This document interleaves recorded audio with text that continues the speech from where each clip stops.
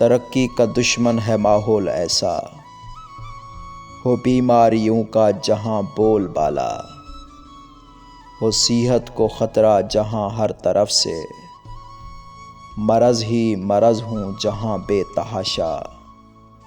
सफाई को आदत बनाना पड़ेगा, तभी जान छोड़ेंगे वहशत के रास्ते, तभी गुनगुनाएगा माहौल सारा, तभी पास आएंगी ताज़ा हवाएं, तभी गुल खिलेंगे सरे बज़्म दहशत, उगाने पड़ेंगे शजर छाँव वाले, उठाने पड़ेंगे कदम गाँव वाले।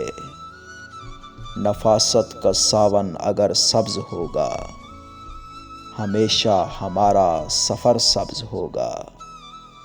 यही सब्ज़गी है हमारा कबीला, ज़मीनी मोहब्बत से महका कबीला।